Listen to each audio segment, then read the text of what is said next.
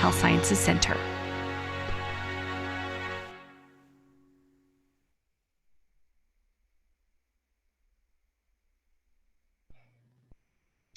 Hi, and welcome to Feed Your Mind, Nourish Your Body. We are so happy you're here. This is sponsored today by the Laura W. Bush Institute for Women's Health, and I'm Connie Tyne, Executive Director. Our program today features two phenomenal experts in the field, Dr. Jennifer Fye and Dr. Christine Garner, and they're going to talk to us about how the foods that we eat impact our health, disease. They could help us, they could heal us, or they could hurt us. I can't wait for you to hear all that they have to say. And I want to let you know that there's a chat feature on our webinar. And if you have questions, please put your questions in the chat, and we'll be watching those and hope to get to them by the end of the program at noon. End of the program at 1, I believe it is. Sorry. Okay, now it's my pleasure to introduce Dr. Jennifer Fye. She is a professor in the Department of Obstetrics and Gynecology in the School of Medicine in Lubbock. Dr. Fye completed her fellowship in reproductive endocrinology and infertility at the Mayo Clinic in Rochester, Minnesota. Since 2009, she has been a professor and a clinician and has seen thousands of patients in her fertility clinic. And I can't wait for you to hear all about the 1,400 babies that resulted in some of her great work. So, Dr. Fye, would you please join us and share your screen? Thank you so much for having me today.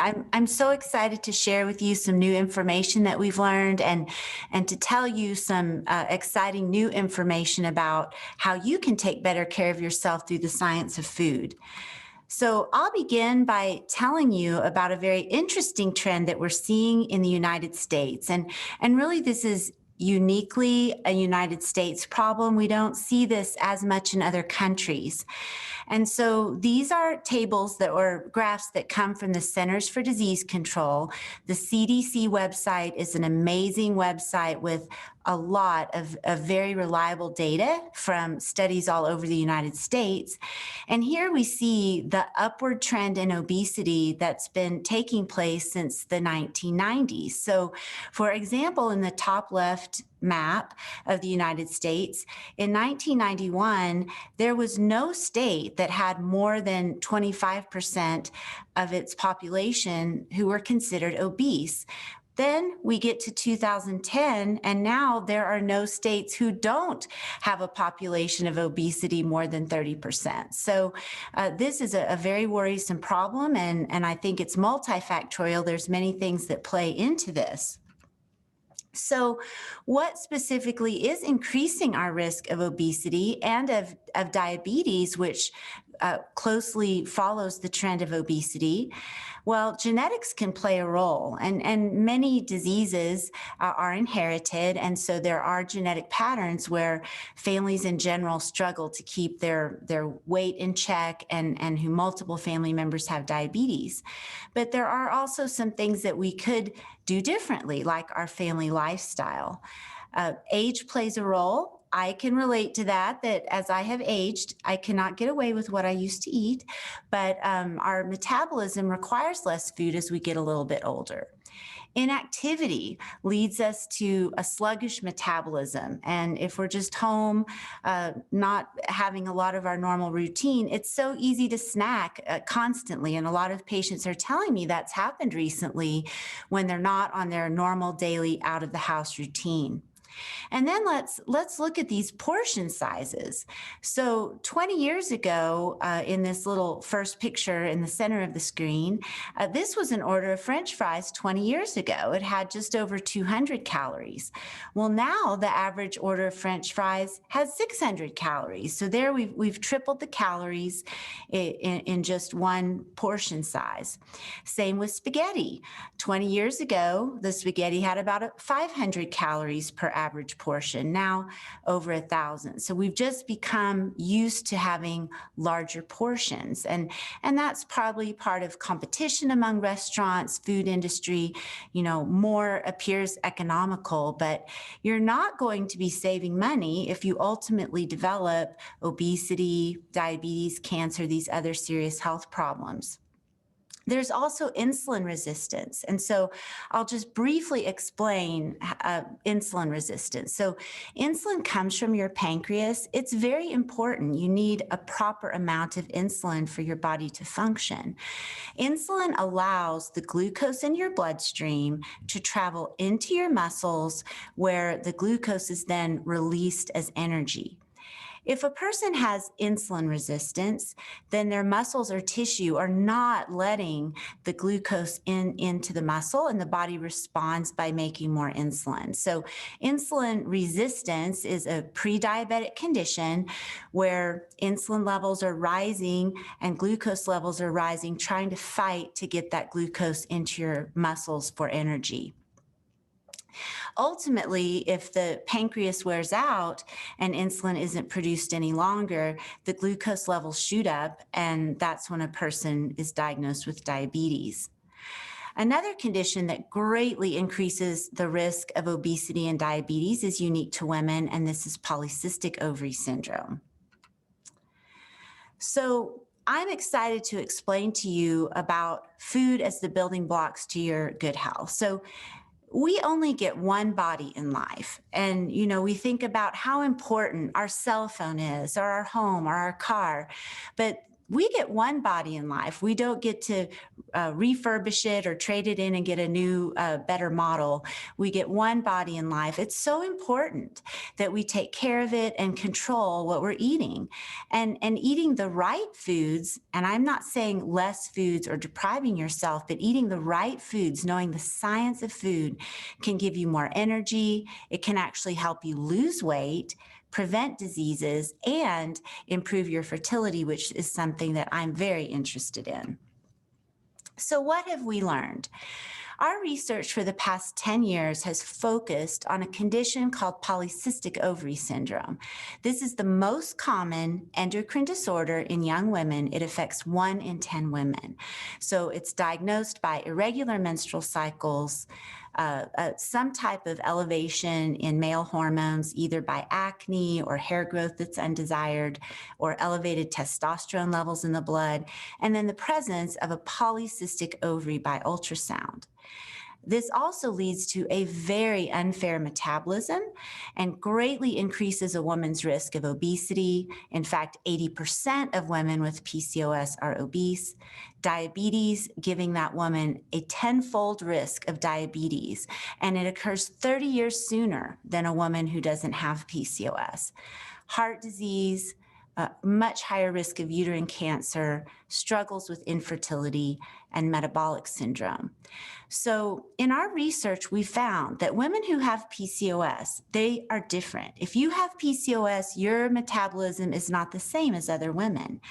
And we discovered that grains and dairy, which we normally think are very healthy, are actually not metabolized well at all by women with PCOS. In fact, we found in our research that when women drank a whey protein shake, something that should be a weight loss or meal replacement shake, unfortunately, their body stored fat rather than bumping up their metabolism and burning fat. Metabolic syndrome is a condition with multiple features that also affects men. And so we want to be very thorough and explain that these types of metabolic conditions can affect men and women alike. So metabolic syndrome, closely linked to polycystic ovary syndrome, increases a person's risk of heart disease, diabetes, and stroke. It's diagnosed by having 3 of the following features: a rounder abdomen, which is more than 35 inches. Not everyone has a tape measure, but if you have one, please check your waistline. I think most people are going to be surprised at their circumference. So more than 35 inches is considered abdominal obesity. High blood pressure, which is 130/85. That's a little more strictly defined level of hypertension. high blood glucose, like a fasting glucose of over 100, high triglycerides, and low good cholesterol or low HDL. So some of these you can know for yourself. Others you need to do a self-assessment and be able to share these concerns with your doctor, because metabolic syndrome, it greatly increases a person's risk of these important other conditions later in life. So our research goal was to determine what foods can these women eat, what can they get away with, and how much can they eat and still be successful. And so I worked with a dietitian. Her name is Dr. Allie Chappell. She has her PhD in nutrition, and I have her to thank for all of the initial work in determining this science of food. So as I mentioned, women with PCOS store grains and dairy as fat. And that's so unfortunate. Imagine that you're eating your bowl of oatmeal for breakfast, your whey protein meal replacement shake for lunch, your yogurt as your afternoon snack, and all of that just backfired and was stored as fat. So Allie and our research team worked together for the past 10 years developing a nutrition guide where you can eat all you want. This is no deprivation. It's eating till you're full, every meal with snacks in between and at bedtime. And the results were phenomenal. So this is an excerpt from our nutrition guide, and we're going to offer the information on the website at the end of the talk. But there are pages and pages of foods that you can eat all you want. So what happened to our study participants? It was amazing. So on average, in 8 weeks, eating unrestricted calories, no metformin, no exercise, no other kind of diet pill, their average weight loss in 8 weeks was 18.9 pounds. On average, women lost 3 1/3 inches from their waist, 2.5 inches from their hips, decreased their triglycerides, testosterone, and what really got my attention was how quickly they became pregnant. When I learned about this diet from Allie, I tried it for one of my patients who had been struggling for 7 months. No medications were working.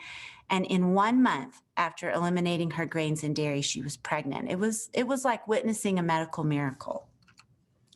This is actual data from our study. And so I want you to see, these are just some of the results that we saw. Fasting glucose is shown on this bottom row. And 2-hour glucose after a glucose drink is on this vertical row. At the beginning of the diet, there were several women whose glucose was so high, they actually were diagnosed with diabetes. This was just a very recent diagnosis. In just 8 weeks, 2 of those women were no longer diabetic. And you can see the significant improvement, the significant lowering of fasting and 2-hour glucose levels just from adjusting what we ate. So what you eat matters. You don't have to deprive yourself. I tell patients they can eat these foods till they pop with snacks in between and a snack at bedtime. It is not deprivation. Eating lots of protein and fruits and vegetables that you like. You don't have to force yourself to eat one thing or another. Nuts and seeds are great for snacking. Drinking lots of water is important. And I just ask, as the new year comes, we're all looking forward to something new in 2021. Be open-minded to try something new. If you have PCOS, your metabolism is not like other women. I want to especially thank the Laura W. Bush Institute for funding our research. Without this important research, we wouldn't know any of these amazing techniques to help our patients. And we thank University Medical Center, our patients, and the Innovation Hub at Texas Tech for now helping us to develop a website and a future app to help women have this information in the palm of their hand. So thank you so much for giving me the opportunity to speak, and I'm happy to answer any questions. Perfect. Dr. Fye, I know that everyone enjoyed that as much as I did, and I already have a few questions for you. So we'll start with these and see if anything else comes in. Okay, number one, this is called the PCOS diet, but I've heard you say many times that it's really more of an eating plan, and then it may be something that we want to make our new normal as opposed to a start time and a finish time. Yes, I did not want to call it a diet. Personally, the word diet makes me hungry and very irritable every time I've attempted a new diet in the past. But it just sort of named itself when people were hearing about our research and doctors would ask us for a copy of the PCOS diet, or patients would schedule an appointment to hear about it. So we call it that, but it is really a lifestyle change that is sustainable. When I saw the data that we were seeing, I was like, this is how I'm going to eat the rest of my life. So we call it a diet to help people find the information, but it is not a diet. It is the science of food and eating plentiful amounts of what your body needs to maximize your metabolism. That makes so much sense. You know, you described metabolic syndrome as a slightly higher blood pressure and blood sugar, um, expanding waistline, and cholesterol that's a little out of whack. But that describes millions of men and women, millions who probably currently are pre-diabetic. Is there any evidence that this sort of an eating plan would help people, say, prevent diabetes or other medical conditions? Definitely. And in men and women alike, they're looking at different lifestyle modifications, and certainly a Mediterranean diet is a diet that has been recently published in the Journal of American Medical Association, and it's showing a decreased risk of diabetes long term. And so I believe men and women alike will benefit from this. Really specifically with PCOS, those grains and dairies are going to work against us. So I would just encourage people to do a self-assessment, not self-diagnosis, but self-assessment of what their symptoms are, get that information that compiles metabolic syndrome, and talk to their doctor about a strategy to improve those risk factors. I've heard you tell a story about your father-in-law. Do you want to share that? Yes, he lost 80 pounds eating healthy. And one of the things he always said was, if I was hungry, I ate an apple. And if I was still hungry, I ate another apple. And if an apple didn't sound good, well, I guess I wasn't hungry. And I thought that really hits it. You know, food should not be an entertainment or a reward for something great or a comfort, antidepressant. Food should be to nourish your body and make it the best it can be. That makes a lot of sense. Now, what about cancer? Are there dietary choices that can help prevent or reduce cancer risks? And are there foods that actually feed cancer? Well, specifically with polycystic ovary syndrome, there's a higher risk of endometrial or uterine cancer. So, improving your metabolism, increasing your menstrual cycles and ovulatory pattern definitely is going to reduce the risk of uterine cancer. Most types of cancers thrive in an environment of insulin, obesity, and inflammation. So, I think we need to do more research on the subject, but definitely reducing your weight, reducing inflammation, getting your insulin down should play an important role in preventing cancer. And I know that you mentioned lifestyle and being more physically active in your list, but the people, at least in their 8-week study, they weren't asked to exercise or be more physically active. Do you kind of bring that in later on as part of the lifestyle change? Definitely. And we encourage longer durations of low impact exercises for most of our patients. We see that's a little more successful than the high intensity. But for the study purposes, we needed to prove that it was purely the dietary modification that had these great results. But definitely exercise is so good. It improves your cardiovascular health, reduces your stress. So exercise is certainly important. It improves my mood. Definitely. I'll say that for sure. Okay, please stand by, Dr. Fye, and we'll get back to you in just a few minutes. I want to introduce our second speaker, who's Dr. Christine Garner. She's an assistant professor of pediatrics and also a registered dietitian at Texas Tech University Health Science Center in Amarillo. Dr. Garner completed her PhD in maternal and child nutrition at Cornell University in 2015. Fortunately for us, she is also the mother of 2 young children. So she's going to speak to us not just from the lofty goals of higher education. She's going to speak to us from experience. So welcome, Dr. Garner. You can share your screen. Thank you very much.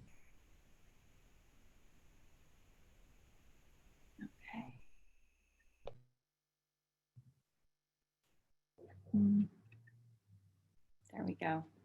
And thank you for the opportunity to speak with you. I'm delighted to be here and delighted to have the invitation from the Laura Bush Institute.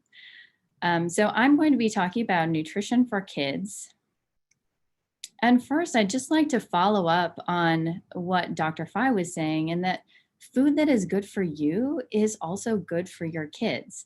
There's a misperception that kids need or should have kid foods, and this is really not at all the case. Most of the things that we think of as kid foods are really not very nutritious. Things like French fries and chicken nuggets and corn dogs really don't provide much as far as nutrients go. Kids can and do eat the foods that grown-ups eat. So for example, I like to eat avocado toast on occasion, and so my kids eat the same thing. I have to admit, their food rarely looks this cute, but kids can and do and should eat the nutritious foods that grown-ups eat. Kids do have slightly different needs though. They have small tummies and they need a lot of vitamins and minerals for their body size. So it's important that they eat smaller meals and nutrient-dense foods that have lots of vitamins and minerals and protein in the smaller amount of food that they're eating. This is a picture of my daughter when she was 9 months old. She's chewing on a piece of broccoli. She had no teeth yet, so she was just chewing on it, not really ingesting anything. But you can also see some purple smeared around on her tray there. That was a purple sweet potato tuna croquette that she loved then, and she still loves them now. Okay, so children need protein, of course. Protein is a building block of life. It's necessary to help them grow and help with lots of different physiological processes. They do need fat. Every single nerve throughout your body and in the brain is coated in a type of fat called sphingomyelin. So kids do need to eat fat, healthy fats. Kids need, of course, vitamins and minerals, otherwise known as micronutrients. These are found especially in fruits and vegetables and whole grains and some meat sources. And kids do need carbohydrates. Carbohydrates get sort of a bad name, especially in the last few years. But carbohydrates are the primary fuel source for brains and muscles, and kids are using and developing and growing. So they do need carbohydrates. However, not all carbohydrates are equal. So here I'm showing you this single molecule of sugar, and then there's one with this 2 molecules of sugar together. These are called simple, or referred to as simple sugars, and they're metabolized very quickly. They're absorbed very quickly, and that's consuming a lot of those simple sugars results in blood sugar spikes and crashes. On the other hand, starch is long chains of sugar molecules put together. So these take longer to digest and absorb and provide a more stable or steady nutrient source. So what we'd like to see is your kids eating more of these types of carbohydrates and not these. So before I go into more about what to eat, what kids should be eating, I'd like to talk a little bit about how to feed kids, because there are lots of struggles in families and with kids, and how do you get them to eat what you want them to eat. So back in the 1980s, Ellen Satter wrote a book about the division of responsibility in child feeding. And since she wrote that book, it's been supported by lots of research. And so the division of responsibility is that the parent is responsible for what foods the child is offered, when the child is fed, and where the child is fed. But the child is responsible for whether or not to eat what is offered and how much they choose to eat. So research has shown that when this division of responsibility is intact and functioning, kids tend to eat more vegetables and they tend to have healthier weights. So in order to take responsibility, often parents need to give up control. So I'm going to share a couple quotes here. If you are working harder than your child to get food into her, you are crossing the line. So this is referring to that kids' bodies actually know how much they need. And kids should be encouraged to listen to and respond appropriately to what their body is telling them. We as adults sometimes don't know that about ourselves, and we're trying to impose something on the kids when it doesn't suit them. Also, a successful mealtime is not quantified by an empty plate. Instead, success lies in what you gave your child the opportunity to eat in a pressure-free environment. So it's important to be considerate of your child's lack of food experiences. They may not eat everything that you give them, but while also not catering to their likes and dislikes. Otherwise, they might only eat chicken nuggets. So how do you take responsibility? Well, where to eat should be sitting down, preferably at a table, maybe at a counter for snack time, but certainly not in front of a screen, whether it's a TV or an iPad, and not in the car. When to eat should be consistent. Kids like consistency, and they like to know when to expect things. So having consistent meal and snack times is really important, and they should be having 3 meals and 2 or 3 snacks a day that are about 2 or 3 hours apart. The kids should not be eating really between meal and snack times.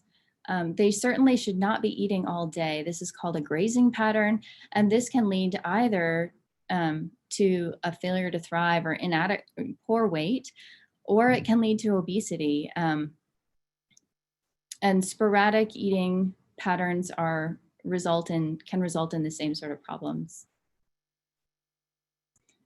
So how do you respond to your kids when they don't want something? Well, if your child says, I don't like that, you can say, that's okay, you must still be learning it. My 4-year-old now just tells me that he's still learning a new food. And so I respond to that saying, it's okay, you don't have to eat it. You can try it if you'd like. And there are other things at the table that you do like. If your child says, I'm not eating this, you can say that's up to you, but we will not be eating again until lunch. So now is the time to eat if you're hungry. And then of course, I want a snack when it's not snack time. You can respond to that saying that the kitchen is closed. We'll have a snack in about an hour, and then you can distract them with something they enjoy doing. Getting out a train set or going outside to play or doing something they enjoy. I'm providing this website at the bottom here. That website has about 3 pages of these what to say when your child says X, Y, and Z. Okay, so back to what to feed kids. So this is the recommendation from the government on what a kid's plate should look like. You can see that half of it is fruits and vegetables, and the other half is grains and protein with some dairy on the side. And I should mention that for normal kids that don't have some metabolic problem, grains and dairy provide some important nutrients, and they are okay and important for them to consume in appropriate amounts. Okay, so notice that on that previous slide, there was no food group called sugar. So unfortunately, when it comes to drinks that are marketed to kids, they're pretty much all sugar or primarily sugar. And marketing companies are really good at trying to appeal to kids, and this can be really challenging for the parents. I mean, my daughter would love to have a drink with a Hello Kitty on the top. But really, kids don't need any of these things, and they really provide primarily sugar. So here I'm showing you a table that shows the amount of calories in certain beverages. So I'll walk you through it. Here you can see some different beverages that are either advertised to or consumed by kids. And the total height of the bar shows the amount of calories per serving for each of those items. And then the colors indicate what is providing those calories. So the blue is fat and protein. The gold color is calories from natural sugars, and the red is calories from added sugars. So everything to the left of this dotted line here is providing almost entirely, if not exclusively, sugar. And drinking sugar is not satisfying or satiating. On the other hand, here we have whole milk and 2% milk. The majority of the calories in those two drinks are coming from fat and protein. And then they have some natural sugars as well. So what should kids be drinking? Between meals, kids should really only be drinking water, or certainly primarily water.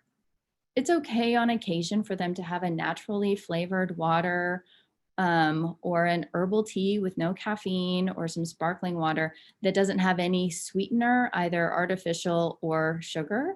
But really, they should be drinking primarily water between meals.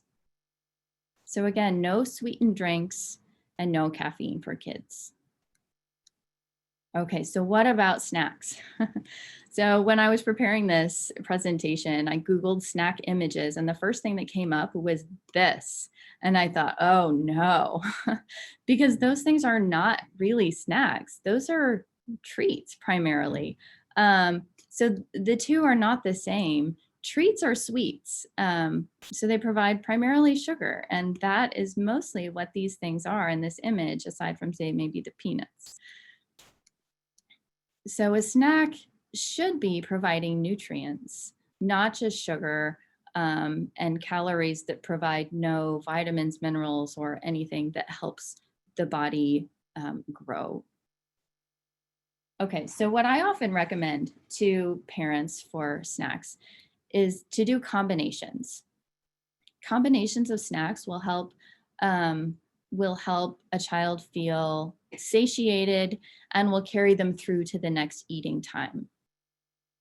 So you can pick anything from the left-hand column and pair it with anything from the right-hand column. So you may have, say, some apple slices with some nut butter, or maybe some frozen blueberries with some plain yogurt.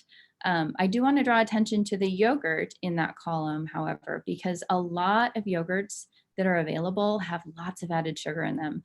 So what I recommend is sticking with plain yogurt that is not sweetened.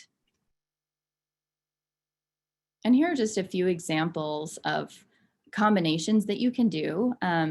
Banana with peanut butter is always a favorite in my house. Some whole grain crackers with cheese. Here at the bottom, we have some celery with peanut butter, and these cute little animal crackers make it kind of fun. And then rolled up cheese and meat with some spinach. So all of these things provide good nutrients in addition to energy. In addition to what kids are eating, they also need to be active. They need to be using their muscles. The behaviors and lifestyle patterns that they have in childhood often are carried on through adulthood. So rather than sitting and watching TV or playing video games, you can go outside. This time of year, you can look at Christmas lights on foot, or you can bundle up and go for walks. Although in Texas, it's not really that cold. You can go for bike rides, even when it is cold. I love this image of these cyclists in Copenhagen, Denmark. There, they ride bicycles all year round, no matter what the weather is. That is their primary mode of transportation. And if they can do it, there's really not a great reason that we can't. And of course, kids love going to the playground. It's good for coordination, movement, using those muscles, expending energy. Maybe this time, or maybe this year, the kids shouldn't be playing quite so closely together, but being outdoors and using some of that energy is really important for kids. So just to recap on some things that we talked about, kids can and should eat the same healthy, nutritious foods that you eat. Kids need nutrient dense foods, and they should be eating 3 meals and 2 or 3 snacks a day, not sporadically and not eating all day. And it's up to you as the parent or caregiver what, when, and where your child eats. But it is up to your child whether and how much they eat. So being respectful of your child's body's ability to know when it's hungry and full. And of course, avoid sugary drinks and minimize those sugary snacks and be active.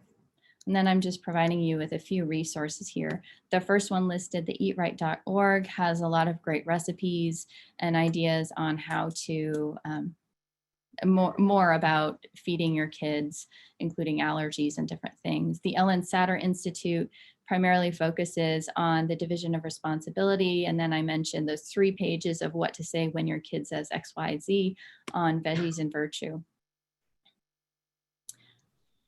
And thank you all so much. I'm happy to take any questions.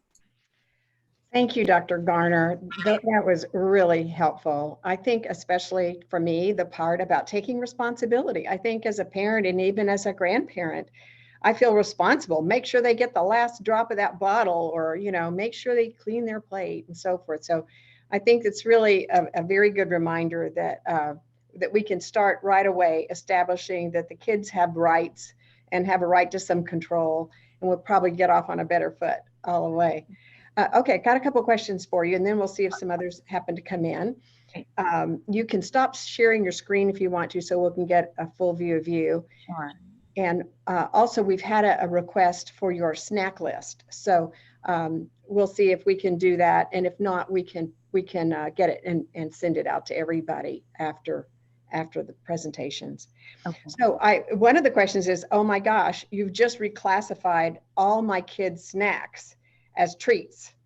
I don't have anything in the cabinet that qualifies actually as a nutritious snack. So how am I going to make this change without a mutiny? Good question. So part of what those combination snacks do, a lot of times people have those things on hand already. It's just a matter of putting them together, and they don't take a lot of prep time. But to go about this without mutiny, there are a couple of strategies that you can use. One is probably one way that I would start is I would start with changing one snack first, and probably the morning snack, and see how that goes. It might be, depending on the age and personality of the child, you might sit down with them and tell them that you're going to be making some changes, and you can explain to them why. Even if they don't fully understand, at least they know that it's not just random, that you're doing this with a purpose. The other strategy that you could use is to still offer some of the snacks or treats that they're used to, but adding in something. So instead of just giving them Teddy Grahams, for example, maybe you could do Teddy Grahams plus pistachios, or some sort of combination that will provide a more stable energy source. That sounds very reasonable. I know when my kids were young, I would cut up an apple or bananas or peach or pear or something, or get a bowl and put grapes, and I would just set it down beside them while they were studying or working, and they hadn't asked for it, but it was there, and of course it disappeared. I found that no food is ready to eat until it's cut up and handed to somebody. Mine wouldn't eat a whole apple, but they'll eat apple pieces all day long. So that's great advice. Okay, here's one that I think may be a big question for a lot of people. I have a concern that my child may already be overweight. And I know you're not supposed to put kids on a diet, but I don't want them to be heavy or teased. And So what in the world can I do? That's a really good question too. First, it's important as a parent to recognize if you think that your child is overweight. A lot of parents don't recognize that until their kid is well beyond overweight and into a more obese category. So if you think that your child has a weight problem, the first thing you need to do is get an appointment scheduled with the doctor and have things checked out. Make sure that they don't have some, metabolic problem going on. It may be that your child could, depending on the situation, it might be that your child may just grow into their current weight. But it also may be that some more medical intervention is needed. I have had patients as young as 8 years old with insulin resistance, and fatty liver disease. So it is a serious issue, and the earlier you can address it, the better. And while you're waiting for your doctor's appointment, you can implement some of the changes that I have mentioned. That sounds really reasonable. How about getting your kids involved with food to help them be more interested in good foods? That is a great idea, and it's a very good point. So the research shows that kids who are involved in preparing meals are more likely to eat them. So if they're preparing and helping, stir, or at least watching you cut vegetables, if they're too young to cut them themselves, they do a better job with eating them. The same is true for growing vegetables. So Oh, that's great. you've seen gardens Yeah. popping up at schools. Schools are having gardens, and kids get to grow food and prepare food, and they are more likely to eat them. So having your kids help with food prep and with gardens is a great way to do that. That's great. That reminds me that the first carrot I ever ate came out of the ground behind our house. I don't think I'd ever eaten a carrot, but I was so excited that it had grown right there that we washed them off with the hose and ate them right there in the backyard. That's Thanks for that good idea. I got to tell you though, my granddaughters love to cook. They love to come in the kitchen, but they love to bake. And so we often end up with cupcakes and cookies that would not actually be in the healthy department. Got any suggestions for our bakers? Yes, absolutely. So there are lots of healthier versions of recipes online. If you want to make cookies and cakes, that eatright.org website that I showed you has lots of recipes, healthy recipes for kids. That's actually the website for the Academy of Nutrition and Dietetics. So they have lots of great recipes there. Doing things like adding some flax meal, or substituting some of the sugar for mashed banana. There are lots of different ways that you can improve the nutrient content and reduce the added sugar in baked goods. And if you're making them, especially cookies or cupcakes, you can share them with your neighbors or friends, and as a way to get them out of the house. That sounds like job number 2. Get them out of the house. Okay, let's invite Dr. Phi to come back, and let's see if we have any additional questions. Um, let's see. Oh, we have a question here. What about a child who seems to be underweight? Maybe you've got a really thin little reed coming up, a little green bean. Do you have a suggestion for high protein snacks that might be helpful to help a child gain weight? Yeah, so high protein and high calorie options to help with kids who are slow weight gainers. Um, and sometimes it's okay for a kid to be a little bit on the smaller side, but it really depends on their growth trajectory as to whether or not it's actually a problem. But if the doctor also thinks that it is a problem, some things that you can do are, really focus on the cheeses and the nut butters and Greek yogurt. The full fat Greek yogurt really packs a punch for protein and calories. You can add some healthy fats into their foods. whether it's olive oil or you can add some avocado in there. There are lots of great ways to increase calories and protein. Okay, one more about kids. How often do you think in a week it would be within reason to let them have, say, chicken nuggets, if that's like the favorite food of all time? How often within a week? I would say that's a kind of a difficult question to answer without knowing their whole Yeah, dietary pattern, right? Because it's not any particular instance that matters, but it's what it looks like over the course of days or sure. weeks or a month. Um, it's a hard question to answer without knowing what else they're eating. I would say that they can, you could have something fun like that maybe once a week, but again, it really depends um, on everything else. Okay, thank you. Dr. Fye, I know you've been busy in the chat. People have been asking you questions and you've been responding. And one of the questions we just got just now was about protein shakes. And so many people do meal substitutes with all kinds of protein shakes. And you mentioned the whey being less helpful for women overall, obviously not just PCOS people, but all women. What is there a kind of a protein shake that you think is better or more easily metabolized by women? In our nutrition plan, I mean, shakes are nice, but you could certainly make a shake with fruits or with tofu. You can blend vegetables, but I don't really see the point of needing to add a protein powder. I mean, I think if we're bodybuilders or we're trying to gain weight and mass, certainly those protein shakes are useful for some people, but if you're really trying to trim down, you don't really need a protein shake to bulk you up. And a protein shake can be very filling if you just put a cube of the tofu. You cannot taste it. It just thickens the shake and makes it amazing. But I would rather someone eat the meat. You eat the meat later in the day. You don't have to have protein powder in your drink.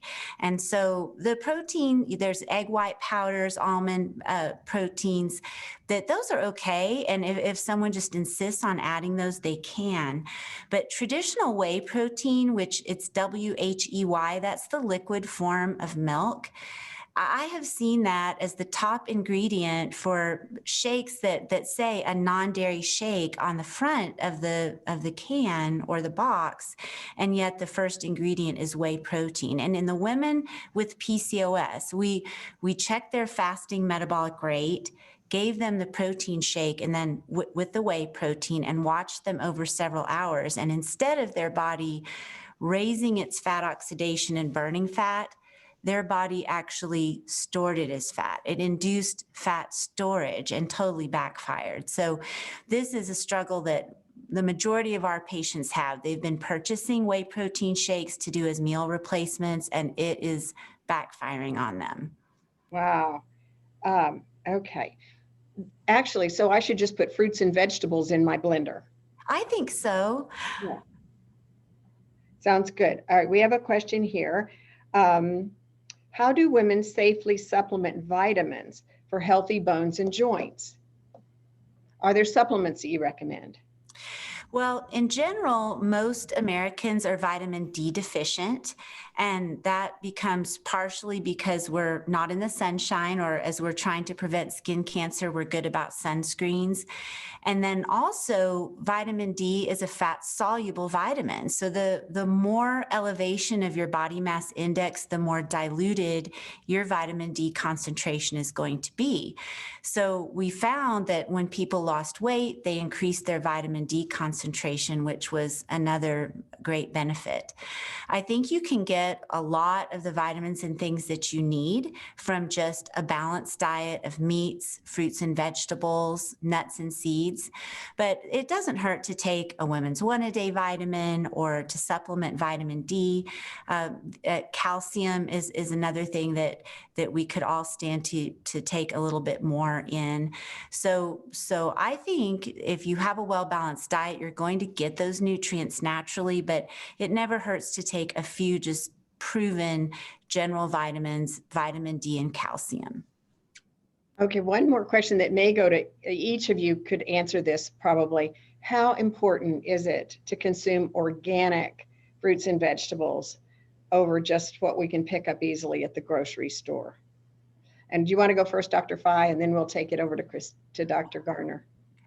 We're very curious about this. And so I can envision a future study looking at organic versus non-organic dairy products and fruits and vegetables, nuts and seeds, because, part of the food enterprise has been make it bigger, make it grow faster, make it in mass production. And with that, comes some unnatural things that come along with those foods. So especially with milks and meats and things, if the animal was given some type of growth hormone, this is also something that can be transferred to you. And so we don't know the details of this yet. I suspect that there would be some benefit to eating organic foods when possible. And I think if you're eating non-organic foods, to just try to eat them in their purest, most whole form and wash them thoroughly before eating. That sounds reasonable. How about you, Dr. Garner? What about kids? Do kids need organic? So first, I would agree with everything that Dr. Fye just said. When it comes to kids, most kids are eating inadequate fruits and vegetables. They're eating on average 1.5 fruit or vegetable per day. And a lot of times part of that serving is coming from a French fry. So, so my focus first and foremost would be to eat them at all. Eat any fruits and vegetables, because eating any is better than eating none or only eating one or less because it's organic and so it costs more. Right. So first and foremost, focus on eating fruits and vegetables. And then I also agree that the organic industry is interesting, and there are some studies looking at some pesticides and things in children's bodies when they're eating organic versus not. We don't really know what the clinical implications are of that, if any, or what the long-term effects are. And so I think it's an interesting area of research, but right now I would say focus on eating any fruits and vegetables. And if you can afford the organic, it certainly doesn't hurt anything. Sounds like we just need to be sure we wash everything before we eat it, right? Right. Okay, I have one final question. This will be for Dr. Fye. This is someone asking for a friend. Is a little wine allowed on the healthy eating plan? Yes, it is. And chocolate. We found that great demand. Women were very thrilled to hear they could have 6 ounces of red wine a day, if they like, and an ounce of dark chocolate a day. And we found that our compliance and enthusiasm for the nutrition guide shot up after that. Thank heaven I asked, because that just closed the deal for about 200 women, I'm sure, right now. I mean, we can go along with anything if you'll give us a little chocolate and an occasional glass of wine. That sounds great. I'll just ask, is there anything either of you would have thought of since we've been talking that you want to add before we wrap this up?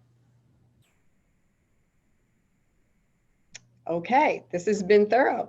Thank you so much. It's just been great information, and we thank you so much. And I'm not sure if our handouts got into the chat, but when we finish this, I'll check. And if not, we'll send them out. We'll just send you an email. Whoever's listening, who's ever registered, will get an email with the PCOS diet, which is for all kinds of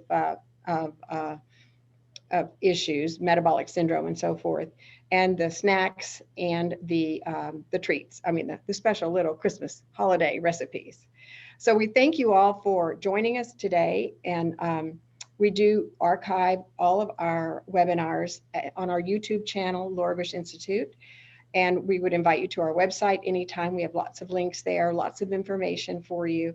And we just thank you for joining us and wish you all a happy and healthy holiday season. And thanks again to Dr. Fye and Dr. Garner. Bye-bye. Thank you.